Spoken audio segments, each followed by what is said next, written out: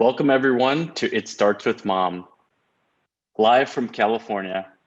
I'm Tony Colon. I'm a March of Dimes board member and SVP at Cisco.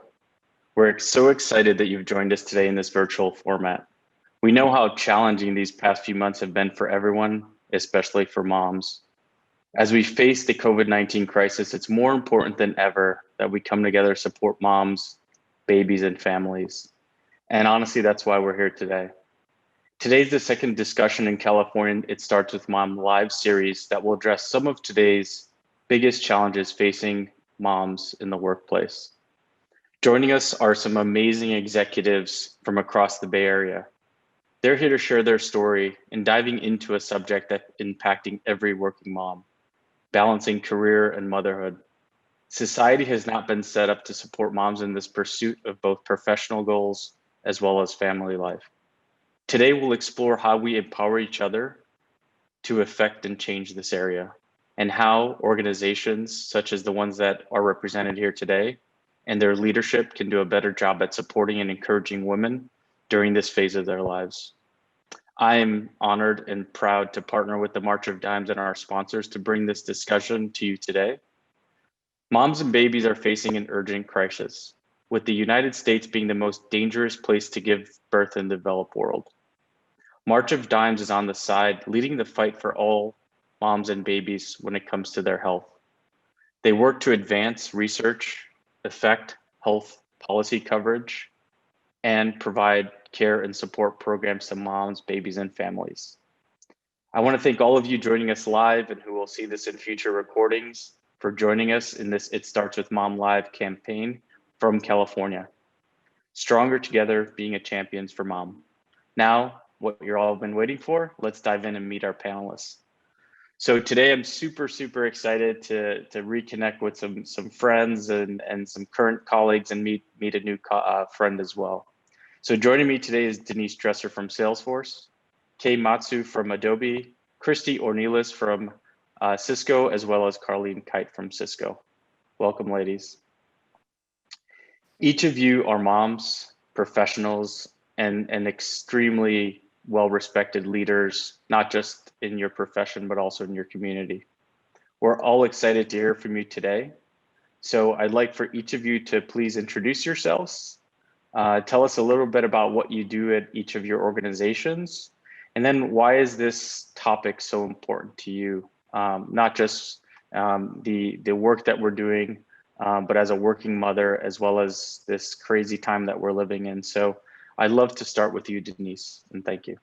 Yeah, Tony, great to see you again. And I just want to thank you for including me on this panel with these incredible women in this cause. Thank you to March of Dimes. So just by way of introduction, I lead our comms, media, and high-tech operating unit at Salesforce. And I've been here 9 years now. And that really means running the distribution team. And I think this is really important. And when we were getting together as a panel earlier, we talked a little bit about this. But I think for me, this is really important because, Tony, if you can like imagine this. So I have 2 teenagers, 2 boys, 14 and 16, almost 16. And at the time that I was having my first child, I was actually afraid. And this is not a reflection of the employer at the time. I was afraid to tell them that I was pregnant. I was in sales and I remember thinking like, okay, I'm going to hide it as long as I can. And I'm going to hope that I don't like grow really quickly and I'm going to close the quarter and then I'll tell them. And I remember being in a cold sweat, not because of them. They were wildly supportive, but just the fact that this was just not accepted back then, 16 years ago. And so I think it's super important right now more than ever as we struggle with how to keep everything going. But to me, it's always been a personal mantra of just figuring out how I can just lead the way, good, bad, or ugly. Sometimes it's messy. And so, I think it's just something we have to keep at, and I'm really excited about it. Thank you, Denise. We're so excited to have you here, especially juggling all these crazy times. And it's, just the life of a sales leader is never easy. So thank you. Kay, how about yourself? Sure. Hi, I'm Kay, and I'm from Adobe. I'm a senior director in our finance organization, and I run a team that focuses on delivering buying programs, and also am responsible for all of the pricing frameworks and how we deliver that to how we sell to our customers. But just in terms of why I'm here is I have one son, and he's special needs. And so there's a very different journey that I've been on, and I've been spending my time to help normalize and get other people to know that this is like there are others who live with this and deal with this, and there's struggles that are unique to being a special needs parent, that there are outlets and people you can talk to. So it's about helping bring light, because I went into this and I had no idea how to do or deal with any of it. Thank you, Kay, and thank you for sharing that with us. Now on to you, Christy. Hi there. I'm Christy Ornelas, which you of course know because we work together. This is our second tour of duty together, but I've been at Cisco now for a little over 2 years, and I head up our marketing and communications function for our CX, which is our customer experience organization here at Cisco. I've been in tech in the Bay Area for the last 20 or so years, and I am a proud and often exhausted mom of a 14-year-old teenager. I happen to be a single mom, so she's got a voice, my daughter. Luckily, I have one too, which is helpful in parenting a teenager. At Cisco here, I lead a team of storytellers, which is precisely what I wanted to kind of get out of this, why it was important for me to be part of this conversation, because I think that we are all storytellers, right, of the kind of the mission that we're on. I wanted to hear from other moms. I wanted to share my story and to be a voice for other single moms and single working moms, and to share and advocate for one another. So thanks for the opportunity. Thank you, Christy. And last but certainly not least, what about you, Carlene? Hi, I am Carlene Kite. I am the proud mother of 2 wonderful little girls. I am a UX manager for DevCX. Tony used to be my VP at one point in my career and loved working for him. I'm also an innovation leader and champion at Cisco. And I'm here today because I really embrace the mother working brand. After the birth of my first child, I was told by a manager to avoid being branded as a working mother. And that really just impacted my life and brought me to where I am today as a champion and advocate for parents and for especially mothers.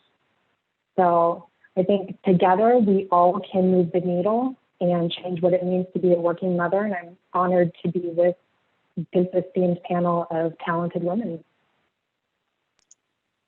Awesome, Carlene. So as our audience can attest to, this is some amazing, talented women who obviously have to juggle many priorities. So, I'm honored to really introduce this group and moderate. I feel, somewhat special and humbled. I was thinking earlier, like, why did I get picked to really be the moderator? So I'm gonna do my best to do as little talking as possible and have because you're this a great panel. ally. That's why. You are.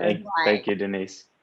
So I was really interested in having a real honest conversation. I'm actually following also along Facebook Live and just see some of the amazing comments around just your introduction. So I cannot wait till we start getting to some of the meaty topics. So, one of the things we often talk about as work and family is gender equality and how do we improve the culture in the workplace. I mean, Carlene, that story, since you've told me, a while ago, it bugs me that that's sort of a perception and maybe in some cases actually a reality.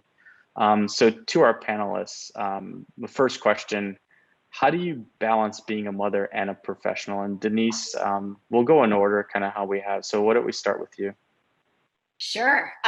Well, listen, I think, so when I first became a mom and I was working, I loved both things and I didn't want to give up either. And I wanted to figure out a way to make it work. But I think I was still under this idea that there was like this perfect balance. Like I'm an accountant, right? So I was sort of like trying to balance it out. Like, I'll know when I get there, I'll know when we're all balanced out.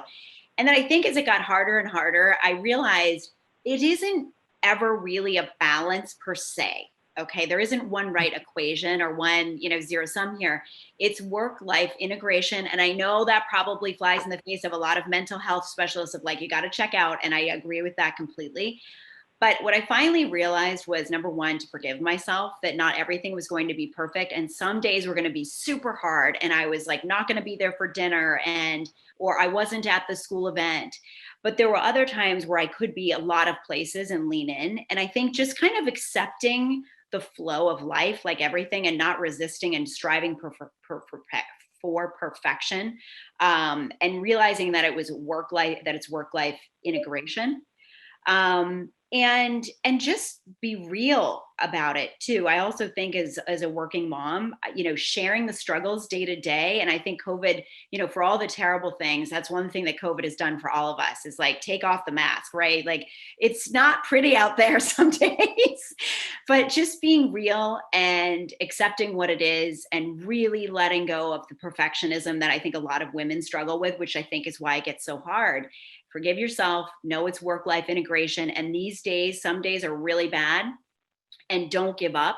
And some days are really great, and just sort of go with it. That's sort of like my daily mantra. I wish I could give you a formula, Tony, to tell you like I solved it all. I didn't. I think the acceptance of that you can't solve it all was what fixed it for me.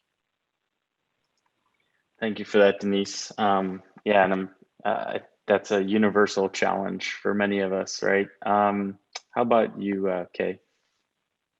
Yeah, I mean, similar to Denise, right? It's never a balance. So I think I'd probably go one step further and say I call it a work-life trade-off of like, where do you kind of give and take, right? And I have a product management background, so I think about things in MVPs, like what are the must-dos in each of those areas, and then making sure you don't go below that line. But and also figuring out like you don't have to be the one always doing the whatever it is needs to be with your child, right? It can be like, I have a husband, so he steps in. I have parents who are close by, and I'm fortunate in that, who can step in and do things. So sort of like allowing myself that sort of room to say I don't always have to be the one doing it. But the hardest part, and it took years, is making peace, right, with those decisions, is forgiving myself that I don't need to be the one doing everything. And then the one that I've like sort of came together more recently is, it's not just being a mom, or being a professional, right? It's about yourself too. Like, make room, because if I don't have time to recharge, because I'm a total introvert and I need time away from people and just time to just be by myself, I am like not a good professional, nor am I a good mom. So just realizing those things and figuring out where your trade-offs need to be. And there's going to be times when you get pushed, where I think one instance where I had to do a panel at work, similar to this, about an executive shadow program for women. 5 minutes before I'm about to go sit on that panel, I get a call from my son's school saying he's eloped off campus and they don't know where he is. But the good news is my husband texted he's on his way. I made the decision that there was nothing I could do or add to that. So I went and did the thing for work while my husband figured out where the child was. And fortunately, 10 minutes in, I got a text saying, we got him, we're good. Wow. I don't know how you got through that panel. That had to be tough for you. So thank you for sharing that, Kay. Christy, you mentioned, being a single mother, and I'm seeing some of the threads saying, there's other single mothers listening in as well. How do you balance being a mom and a professional? Yeah, well, we all might have the same answers here, kind of regardless of our status. But for me, have to be honest in that sometimes I don't do it all that well, and that's okay too, right? In fact, as both Kay and Denise said, I strongly dislike the word balance, because it implies that there are like really only ever two things, which would be wonderful if there was only ever two things that I had to worry about, and some kind of equilibrium that is at play at all times, which again, never is. So it's not a scale. I think of it more as like a pie that I slice up differently every single day. So it's a constant evaluation of what needs the most attention at that moment. And like Kay had said, everything is a trade-off. So I too am a recovering perfectionist, which meant for a very long time, I really thought that I could do it all and that I could do it all well. And so I think maybe just like reality, exhaustion, age, it all set in. And, I've had to surrender to the fact that I just can't be superwoman. In fact, right before this, my daughter came and said, "Did you get all the supplies for baking club?" And I'm like, "What? No, when's baking club? Baking club's at 2:30. So right after this, I got to go get all the baking club supplies, right?" And that old me would have really beaten myself up. New me, current me is like, it's still okay, right? The world is not falling apart. I'm not a bad mom because I didn't get the supplies yesterday or last week when she told me. I'm still going to solve for it. And then I really had to be okay with bringing my whole self to the office. This realization that there's not a work me, there's not a home me. It used to break my heart actually when people would tell me, people that I worked with for a very long time actually would say, "Oh, I didn't even know you were a mom." And so I realized that subconsciously I must have somehow been suppressing that because I thought that I needed to. So there was a time where I wasn't really willing to be super authentic, which is something that I really pride myself in, but I realized I had some blockage there. I remember my daughter once when she was a baby was throwing up, like literally sick. And I had a male colleague just call me out of the blue, and I took the call because I didn't want to be seen as like I couldn't handle it, less than. Or to have an excuse of why I couldn't do it. So I was like on and off mute. And now I look back on that and it's horrifying to me that I wouldn't have just been bold enough to say, "I got to call you back," or not even taken the call, that I would have somehow been embarrassed of that. But I also, it meant that I also didn't have faith and trust in the colleagues of mine, which I've learned to do, especially, as a single mom, kind of bring up that tribe of mine, that support system that we all need. And it requires me to be honest and vulnerable, and something that I'm far more willing to do now. And, like others had said earlier, this work from home model, that is the silver lining that has happened with COVID, right? Is because now reality is visible for so many of us. And so I can't go to the office and pretend that I'm not a mom, or other people can't pretend that. And then lastly, I would just say it's about managing myself, and what matters to me, whether that's with my daughter, with my friends and family, or with my colleagues. Just realizing what I can and can't do, having that acceptance about it. So just having that confidence, that conviction, and the courage to ask for what you need and ask for help, and be who you authentically are. Thank you for that, Christy. There's a lot of nuggets of wisdom in what you shared. And I love, Denise said, work-life integration. Kay said minimal viable parenting, which I'm going to practice. I love that. So good. And then recovering perfectionist, Christy. So that's amazing. So Carlene, I think you know where I'm going to go with this one, which is, the manager that told you avoid being branded as a mother, right? And don't Yeah. And basically don't talk about that at work. I know the story about what you're doing at Cisco, but I'd love for you to share pre-COVID and sort of what your thoughts are maybe during COVID and post-COVID, the initiative that you've taken on now that you've sort of said, I'm going to ignore that feedback or quote unquote advice, and what you did with it.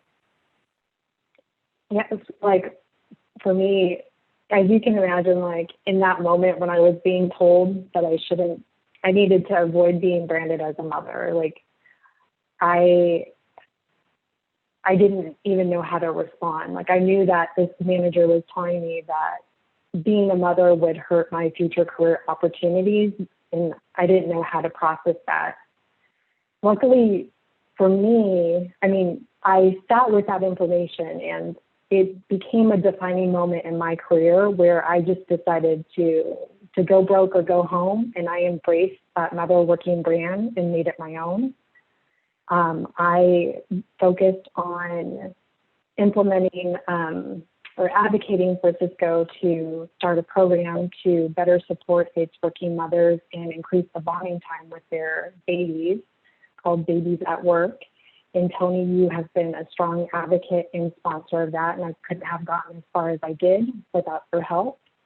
But really, I just want to say, like, our best advocate for ourselves is ourselves.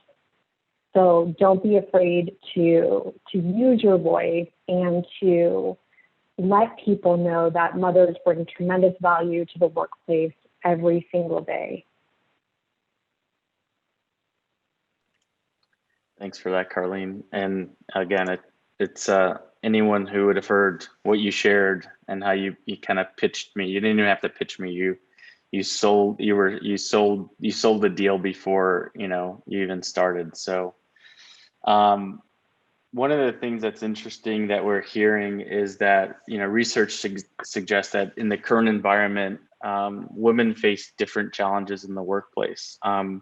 One of the things I'm often hearing from colleagues and roundtables that we do around folks that are earlier in their career, to kind of picture yourselves when you first started in the work environment, and imagine that your first day on the job was March of this year during COVID.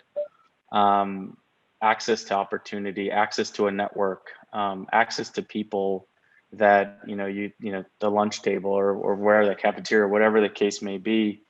And knowing, Denise, you have, an incredible career and you lead a very large organization. What are the challenges and roles that a male advocate and managers play to help address these challenges? And then what can others do to sort of to break out of that or maybe find different opportunities to network? Yeah, I mean, I think when you look at this challenge and particularly the young leaders that you just mentioned, I think is a really big challenge right now. I think thinking back to when I started my career years and years ago, now feels like forever. I couldn't even find a female leader, let alone somebody who had kids, right? So I think when you think about that fact, and I know the women on the panel are the same way, I think the first thing is, you're looking for people like you to just model what you're doing and showing that. And we, without having that years ago, I think that indicated a lot of some of the systemic challenges that existed and still exist. And that's what we're fighting against, first of all, right? But we've come a long way. We absolutely have come a long way. But I think there's two things that create this systemic challenge and ways that men and allies can help. The first one, I mean, there's the leadership gap that you talked about and that we've all talked about, women moving into leadership. And then there's the pay gap, right? I can't even believe this stat, but it's the 6th year in a row that women have continued to lose ground at that first step of moving into leadership compared to men. So for every 100 men that are promoted to manager, only 85 women were promoted. So just kind of noodle on that for a moment, which still seems surprising to me. But I think it's kind of like, that phrase, think globally, but act locally. This is what I want to say.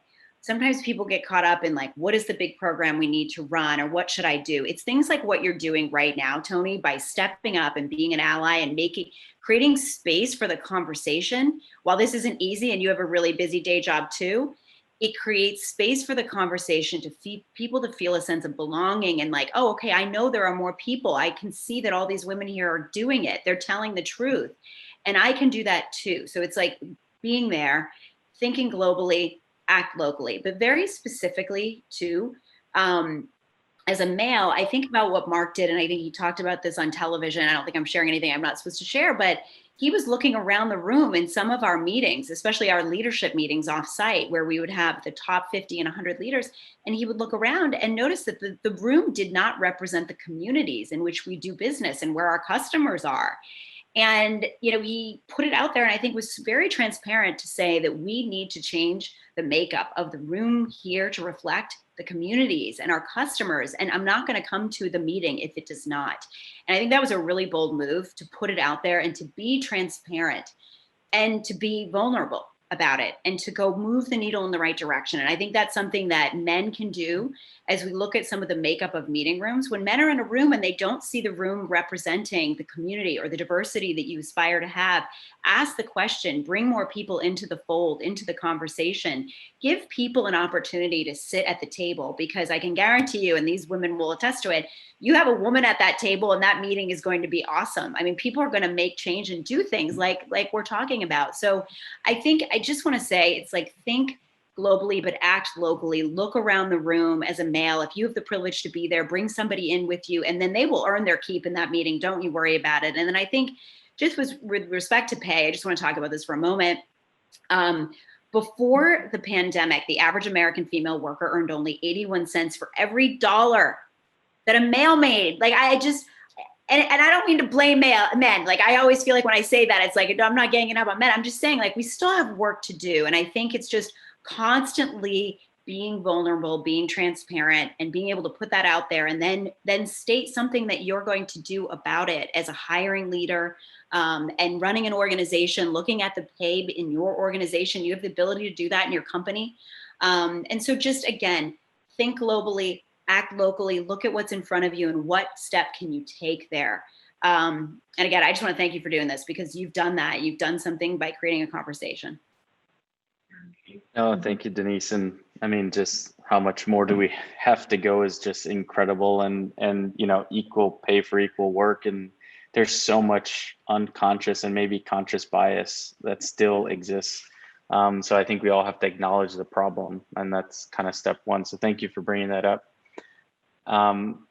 So to you, Christy, you've spoken some of the challenges you faced in your career, and some of the, I love the example around taking a phone call, feeling pressure to take a phone call so someone didn't question your ability to actually do that. So can you share what, within the organization and leadership, and how you feel supported, and if that's changed at all, COVID, non-COVID, or you just felt sort of that support ongoing? Yeah, I've certainly felt more acceptance over time, and more recently with COVID this year.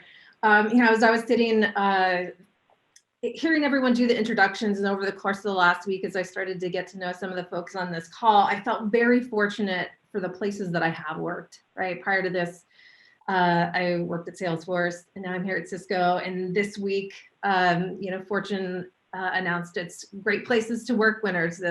Cisco was thankfully #1, Salesforce is on the list, Adobe's on the list. So all of us on this panel work at companies where this conversation is in the forefront. So what a tremendous opportunity that is. So I already have it pretty good, have had it pretty good.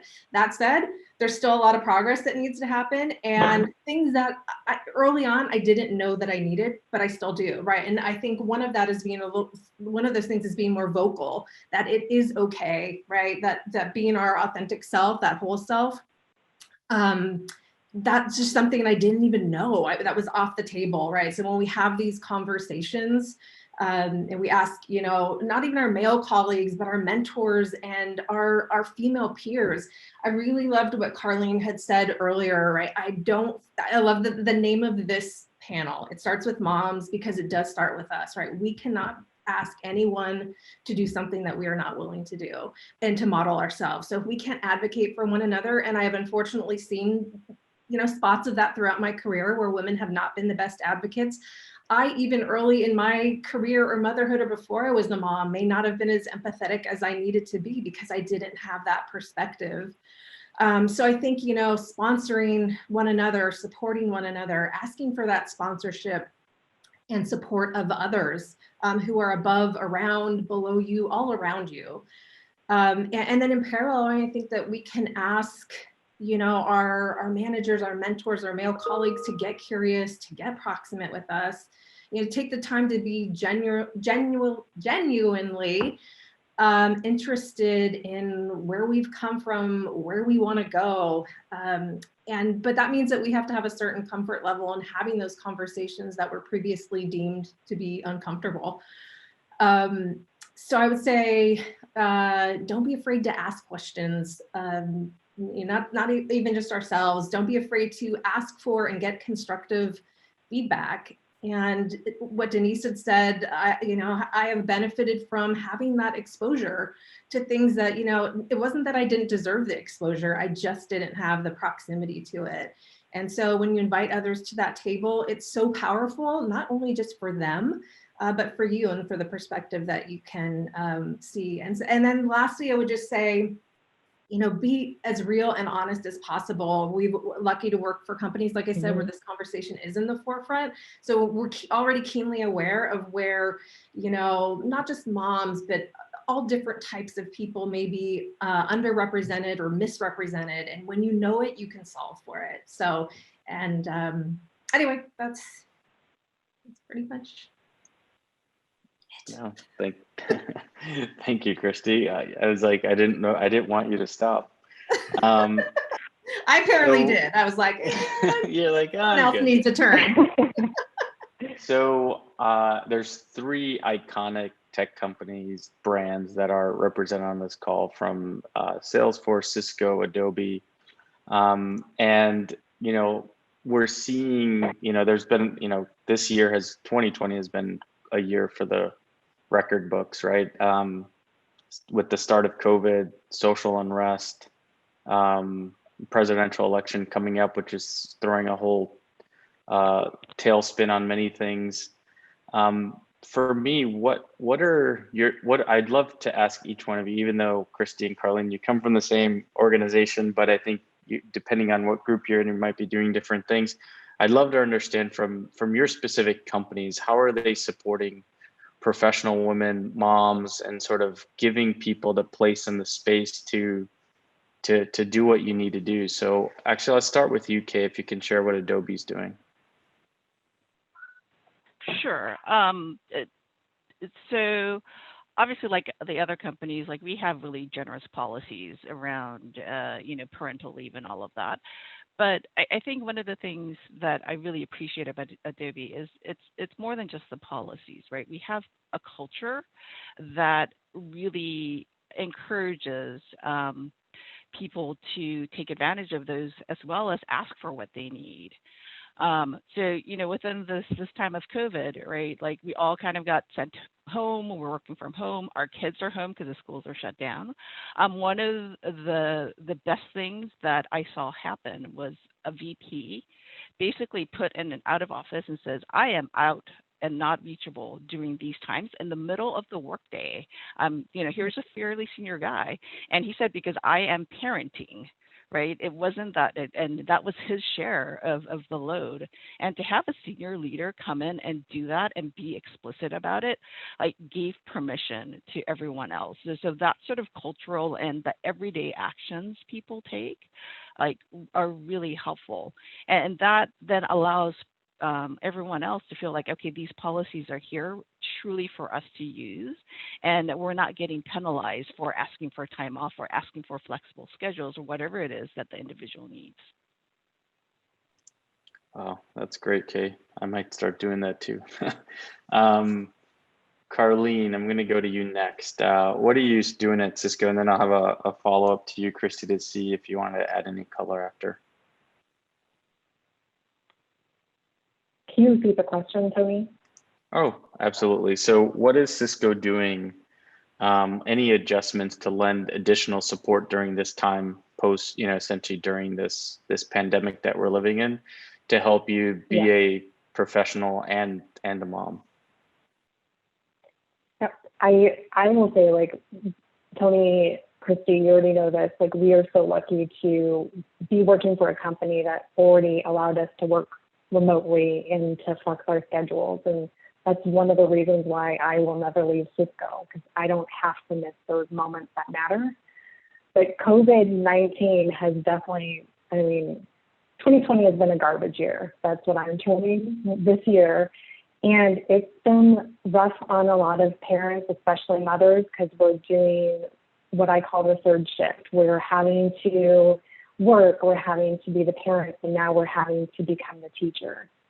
So what I've seen at Cisco is, like, Cisco has really stepped up and encouraged us to take emergency time off, encouraged us to do the things like the VP you mentioned, Kay, is doing, of blocking off time during your day to parent, to educate.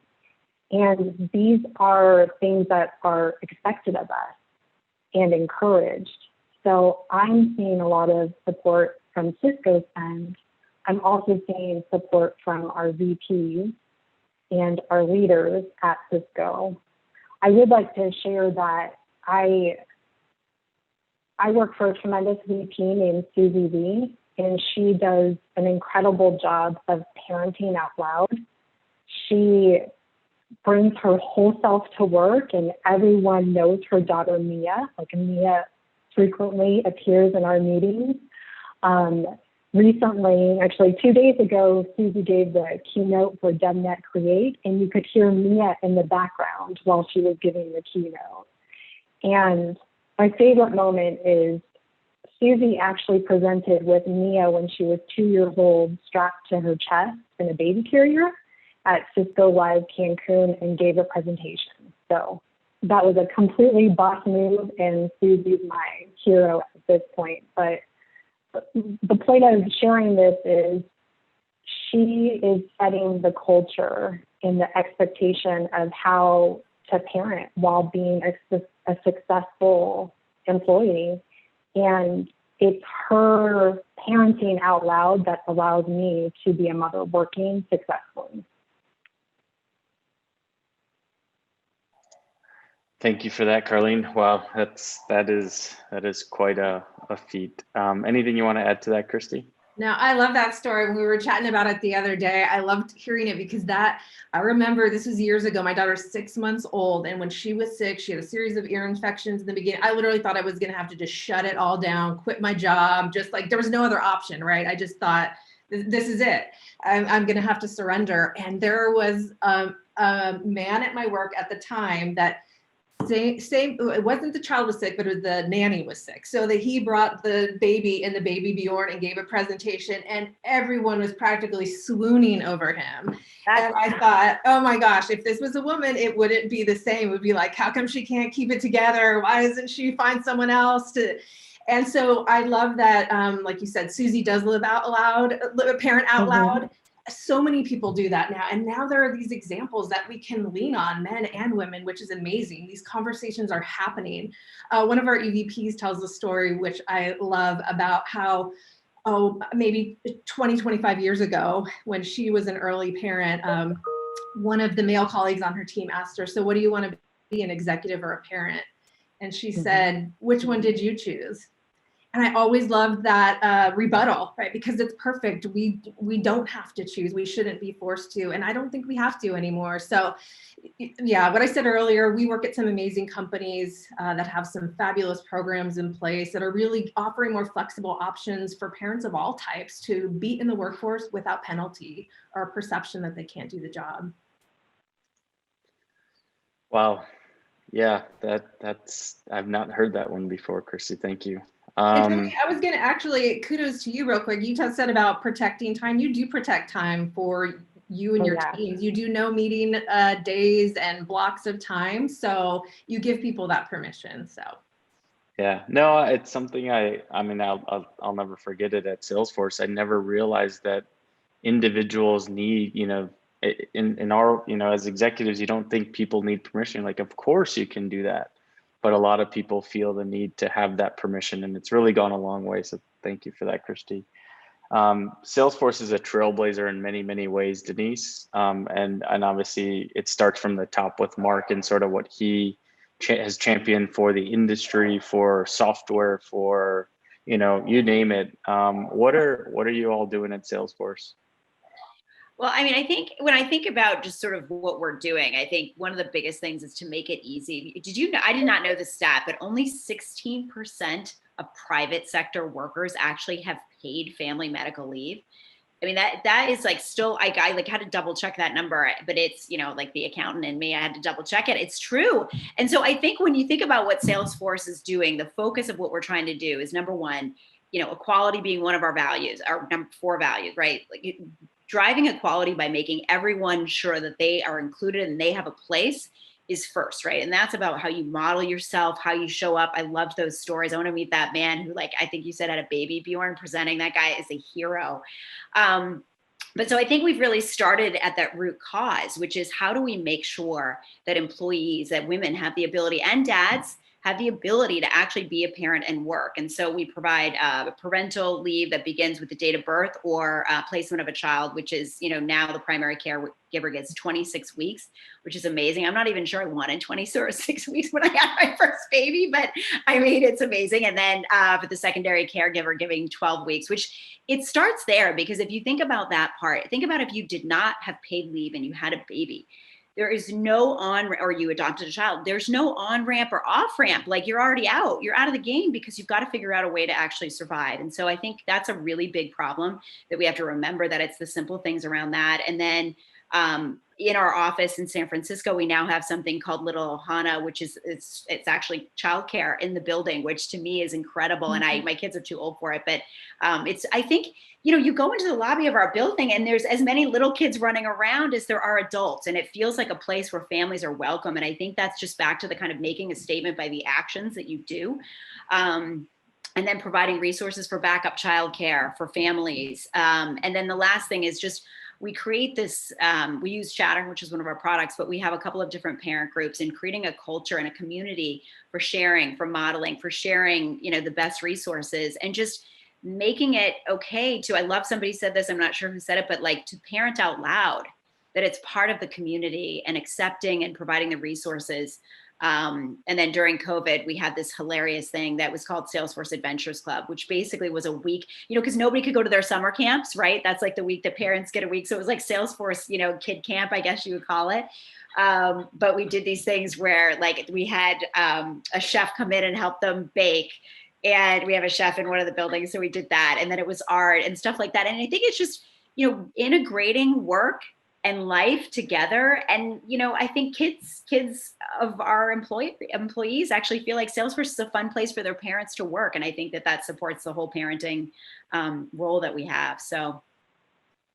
Denise, my daughter just reminded me, she said, I loved it when you worked at Salesforce because they had an ice cream floor. And I'm like, I know. Oh, we have an ice cream floor now too in the kitchen. It's so true. It is so true. And I kind of like, I don't think it's all about the heart. And you're right, Tony, it comes from the top. There is no doubt about that. But it's just creating a culture of inclusion is just something we do at Salesforce because of our values. And so it's making it be a fun place for kids to come. Like if you have to come to work with your parent, isn't that fun to do? Like, isn't that great?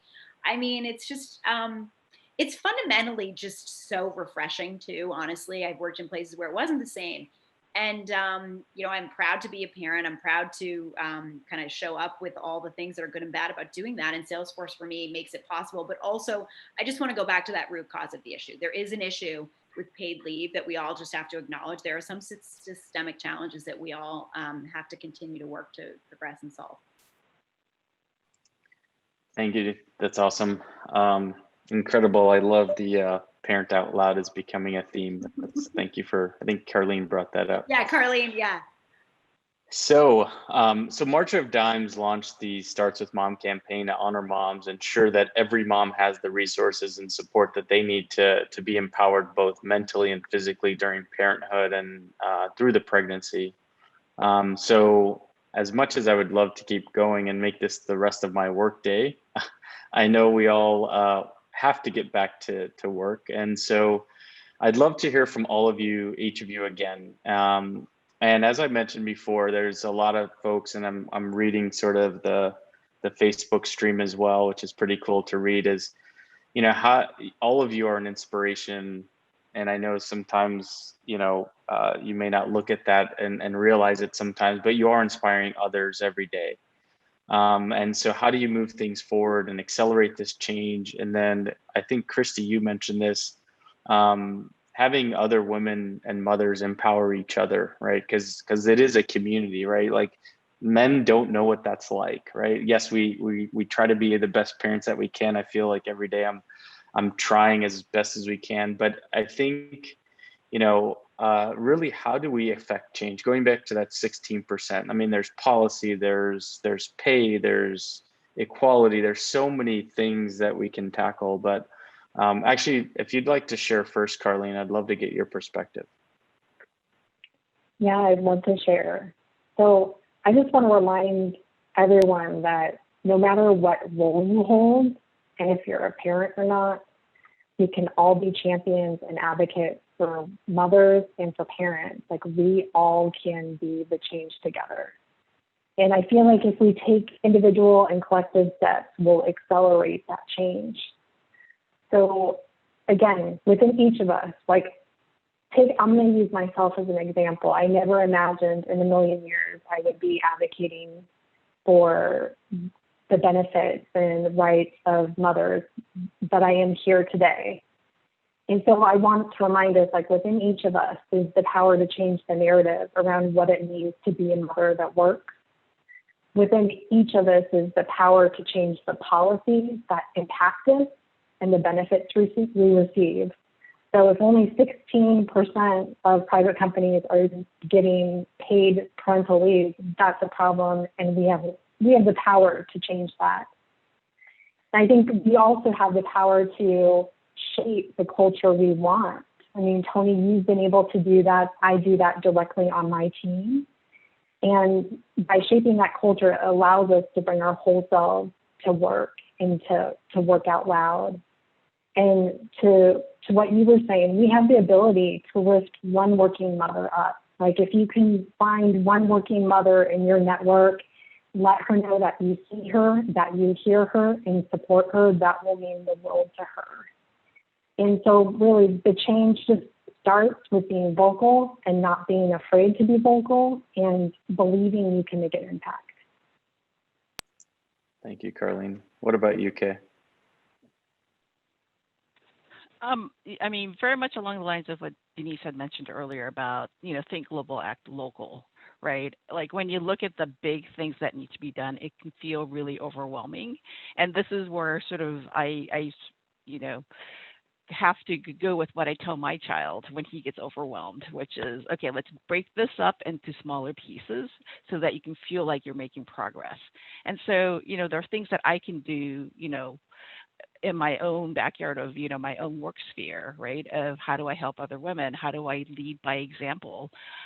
If you take the, parenting out loud, I do that at volume set to 11, right? Like everyone knows about my struggles, the IEP meetings, the specialists, all of the evaluations, like it is on my out of office. It is on my calendar.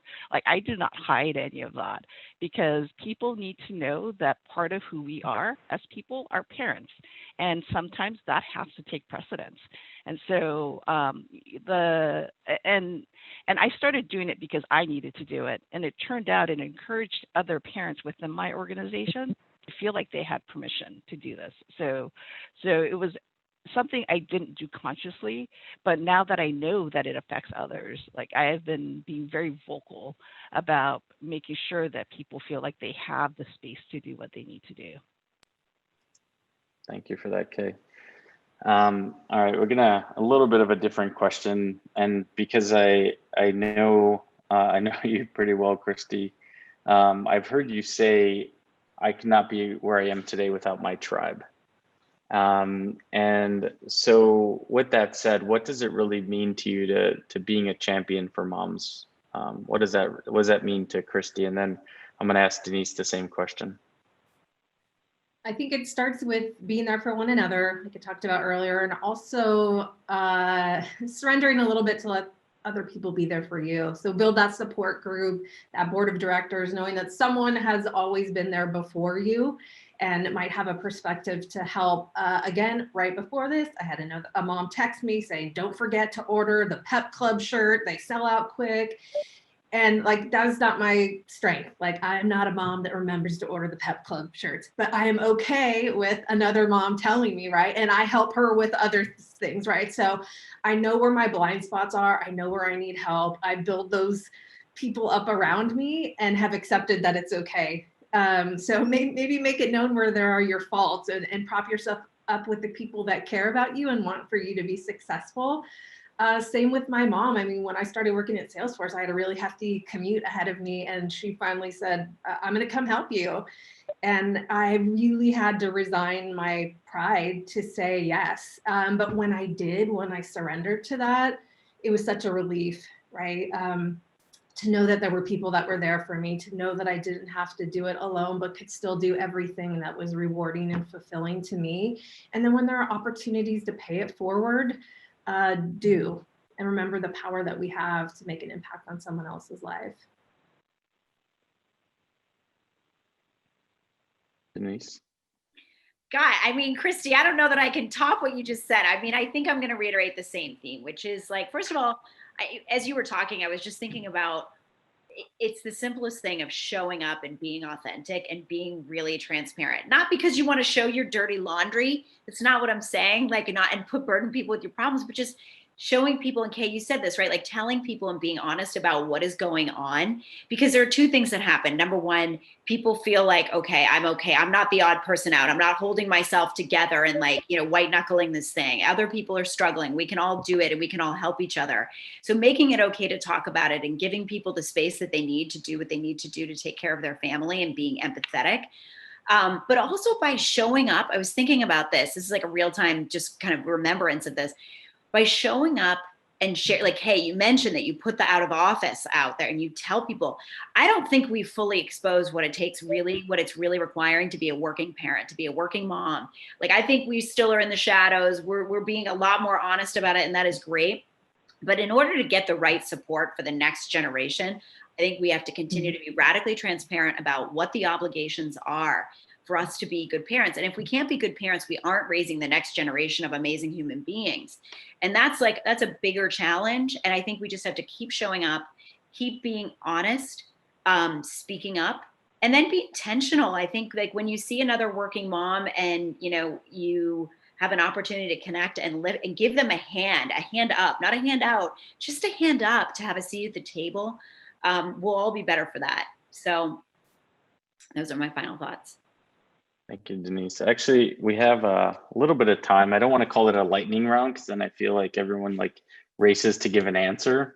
And I love these words of wisdom. So the question from the audience, which is always a tough one that I've felt, but I think it allows you to be a bit retrospective, which is, what would you tell a younger version of yourself, pre-kids, maybe even pre-marriage, or, pre anything, right?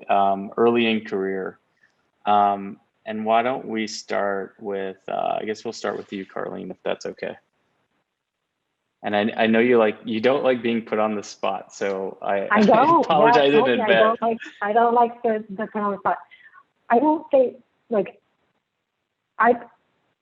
this isn't something I would tell my younger self, but this is something that happened to me as a young manager. So I became a manager when I was 25 and had an employee who already had 4 kids at home and was pregnant with her 4th child. And I wish I could go back and rewind time and be a better support to her and to take the time to understand her reality and be there for her more. I was just so early in my career. I didn't have kids. I didn't understand her reality enough, and I didn't have the curiosity at the time to ask questions to better support her and be there and help her grow her career. So for me, it's more like I would rather go back in time and start being an advocate for women and mothers earlier in my career. What about you, Denise? Is the question about career in general, or is it relative to being a mom? It was a general question, so you can weave in both. You can focus on one. Yeah. I mean, what I really wish that I had done early on was see my full potential and lean into it more. And I think we all, as women especially, we struggle with am I most prepared? Am I ready? And Julie Sweet, the CEO of Accenture, said something recently that stuck with me, which is be fearless, but be prepared. And I wish I was more fearless and combined the balance of being fearless and being prepared versus being over prepared, because I think good things, were destined to happen. And I wish I had done them sooner. And then the other thing I just want to say about something I wish I had done differently as a mom is, my kids are now, I have 2 boys, 16 and 14. And as everybody always says, bigger kids, bigger problems, right? But all of a sudden, those little kids that you had, for anybody who has teenagers, those cute little kids that you love to dress up or you love to do whatever you want to do and have the blast, are now like young men. I don't know what happened. I know you all warned me. Anybody who has older kids warned me it would go by fast, but it really, really did. And I hate that now because I think about all those years that I'm not sure who said it on the panel, but said you always wanted to hide being a mom and in the beginning and be a super mom. I feel like there were moments that I missed that I will never get back. And I know this is a broken record. I know everybody tells you that and you're like, yeah, I know, I'm just trying to get through it right now. I just wish that I was more protective of my own time as a young working mom and remembering not about the career that it would always be there, but that my little boys wouldn't be as little, and to really cherish it. And now I'm like smothering them and they're like, go away, because now I've realized it. But that's my PSA for young kids. That's awesome. Thank you for that. What about you, Kay? Really echoing some of the things that have already been said. So Denise, thank you for the reminder that this time goes fast, because I know, like right now, my son is 9, but he's still very needy and clingy. So like he wants me to lie down with him and help him go to sleep. And as much as I feel like, okay, this is eating into my time, like I have to remember to treasure this, because one day he's going to be like, Mom, get out of my room. Right. So that's definitely something I will be aware of. But this whole pandemic, like the silver lining is I have spent more time with my son and had more quality time because I'm here. Right. And because work is no longer a place I go to, like I give myself permission to take more breaks, because I do end up, logging the same amount of hours, but just differently. And one of the things that my son has taught me is how to advocate, not just for someone else like him, because he can't, so I have to do it for him. And this is not something that comes naturally to me. So I've learned to use that professionally for people on my team, people I'm mentoring, but also for myself. So I wish I had known how to do that much earlier in my career. Wow, thank you, Kay. And to wrap us up, Christy? Yeah, I will say that I wish that I had known, and now I can advocate for others, that careers are not necessarily an upward trajectory. Sometimes they're a very windy or even paused path, and that's okay. I was recently listening to an interview with Jane Fraser, who will soon to be appointed the CEO of Citigroup, the first female CEO of a major bank. And she talked about, through her entirety of her career at McKinsey as a partner, she worked part-time as a mom, and people told her that would ruin her career. And it didn't, of course, right? So to open up, to have that mindset of not of scarcity, but of possibility. I wish that I could have that, but I can have it now, and I can offer it up to others. Well, I think I can speak on behalf of the group watching on Facebook, me personally, for March of Dimes. Can't thank you enough for being amazing executives, role models, leaders, and just being great mothers. So thank you. Alrighty, so I want to thank everyone for joining. We want to shout out to some of our amazing sponsors as well. Thank you to our panelists again. Our sponsors being Cisco, Salesforce, Stanford Children's Health, and Milk Stork. For me and for the rest of the March of Dimes, it's so important that we elevate these type of conversations, and not stop it just because we can't do it in person. It is what March of Dimes is working to do. We continue to fight for healthy moms and babies, and March of Dimes is an incredible, reliable source and support system for so many. And what I love about this and why I'm passionate is it tends to be for those that can't do it for themselves, those who economically cannot actually, for one of the hardest things that they're going to experience in their lives, have to worry about their health care and many of the things that Denise talked about. So I invite you to make a donation to support these efforts today by going to our event website that will be linked on our Facebook page. And from all of us here, all of my esteemed panelists, I just thank you for joining us for It Starts With Mom live from California. Until we see each other again, be safe, be healthy. And again, thank you, and let's support each other. Thank you.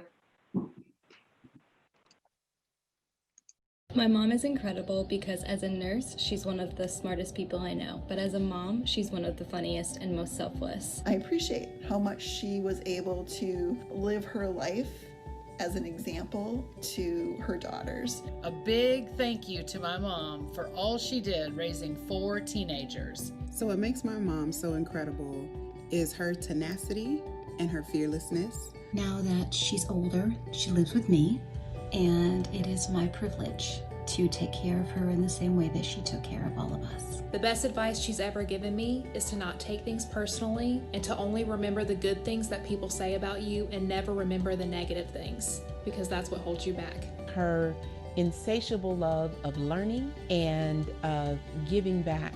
You're doing the most important thing, which is loving your kids each and every day, and that's what matters at the end of the day. So thank you, Mom, for the great advice, and thank you to all those other superhero moms out there.